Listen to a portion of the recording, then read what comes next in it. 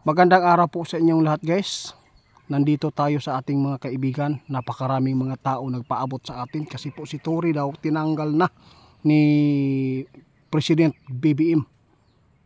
Kaya gusto daw nilang ipatanong sa ating kaibigan kung bakit daw tinanggal, kung ano daw ang plano, kung bakit siya tinanggal, kung saan siya dadalhin. Ito, totoo kaya ito guys na ginarma na ba si General Torre sa kanyang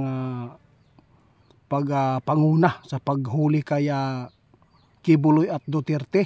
Dito po natin ngayon mapapakinggan guys kung totoo bang may galit si BBM, kung meron bang nagawang mali si Torre dito. Itatanong natin, baka tinanggal ito na may posibleng ipagawa. Kaya nandito tayo guys, pag-usapan po natin kasama si kaibigan. Kaibigan? Salamat po tay. Ngayon tay, meron po kaming gustong malaman sa inyo. May kaalaman po ba kayo tungkol po ito kay General Torre ba? Napakaraming tao na sumaya ngayon dahil po ay natanggalan daw ng kanyang pagka PNP. Ano po ba sa tingin po ninyo tayo? Bakit po siya tinanggal? Ano bang dahilan? Ha? Patay na guys. Dito kayo magugulat guys, no? Huwag po kayong masyadong magsaya, lalo na yung mga supporters ng mga Duterte. Nako po, may pakulo na naman kung bakit po siya tinanggal. Ito po ang sabi ng ating kaibigan. Bakit po siya tinanggal, kaibigan? Ano bang dahilan? Ay nako, may mission na naman guys ipapagawa. Kunwari lang pala ito. Alam po natin, no, may ipapalit sa kanyang pwesto, pero alam din po natin kung saan siya ilalagay ngayon. Malaking sikreto ito na mabubulgar po ngayon dito sa ating kaibigan. Ano po bang nakita po nyo dito, kaibigan? Ang nakita ng ating kaibigan guys, baka isa po si Torre dito, no? Nagagamitin po. Isa po dito, baka isa po dito sa gagamitin tungkol po laban po kay Tatay Digong. Kaya Kibuloy, ha? Tandaan po ninyo, ang sabi ng ating kaibigan, hinuhulaan lang po niya ang dahilan kung bakit po siya tinanggal ngayon. Kasi may mission na ibibigay sa kanya. Diyos, nako. Huwag po tayong mga supporters ng mga Kibuloy at Duterte.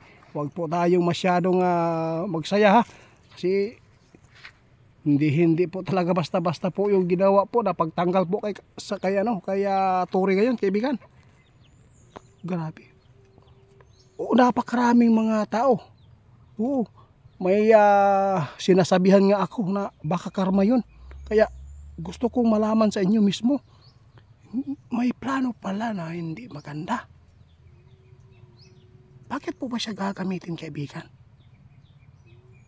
Magugulat na lang kayo guys, no, sa mapakinggan po ninyo itong video kasi marami pong mga tao ngayon na grabe po ang kanilang pagsaya, no? Ginarma na daw dahil po tinanggal. Hindi po nyo alam ang dulo nito at hindi po nyo alam kung ano po ang dahilan kung bakit po siya tinanggal, no? Hindi po talaga basta-basta na si General Torre ilalagay lang po sa kapahamakan ni BBM kasi po isa po dito si Torre ang sumunod sa mga utos ng presidente. Kaibigan, salamat po sa impormasyon, ha.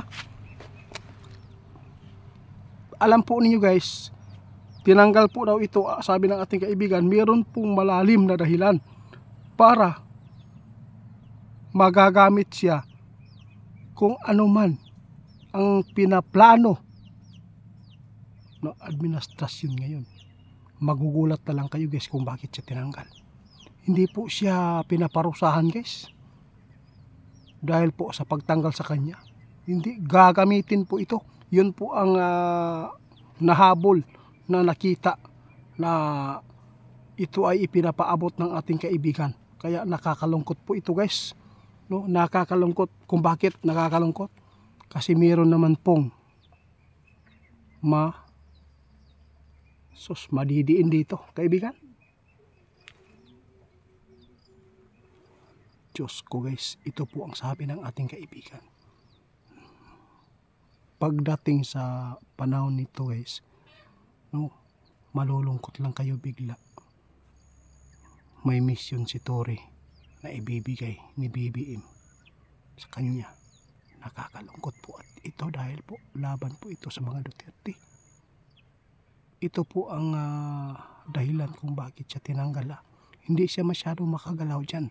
Kung yun pong pwesto niya na kanyang nasa kanya ngayon, hindi po siya magagamit agad dahil po mayroon po siyang misyon na kanyang nagampanan. Kaya ngayon tinanggal siya. Pwede po niya itong magawa ang misyon na dapat pong ipagawa.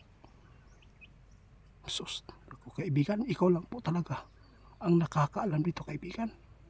Nasa inyo lang po guys kung maniniwala kayo. Pata sinabi ng ating kaibigan ngayon, posible itong may dahilan kung bakit siya tinanggal. Hindi ito totoo yung sinasabi nila na may nakabangga si Tory. Hindi. Gagawin itong nasa inyo na lang po ito kasi hindi ko na lang babanggitin kung ano pa ito kasi baka po magkakamali tayo. Tayo po ang mapagbintangan po dito na tayo ay gumawa ng fake news, di ba kaibigan? Ito lang po yung nakita ng ating kaibigan. Hindi basta-basta ang papel ni Tory kay BBM. Kasi po, yung utos ni BBM guys, siya po talaga mismo ang nakagawa. No? Mismo. Na sobrang tapang po niya. Ipinagmamalaki nga ni BBM po siya noong si Pulong na hinamon. No? Grabe, kinongrats pa nga siya. Kasi po, champion siya po yung nanalo. Kahit wala pong laban, kaibigan. Grabe. Ito po ang masakit na isipin guys na ito pala ay pinaplano nila kung ano po ang dapat gawin para madidiin naman po ang mga kalaban dito. No? Dito ninyo malalaman sa mga duwende guys na kanilang natuklasan. Natuklasan ngayon, excuse me. No? Natuklasan ng mga duwende guys na hindi po ito basta-bastang pagtanggal.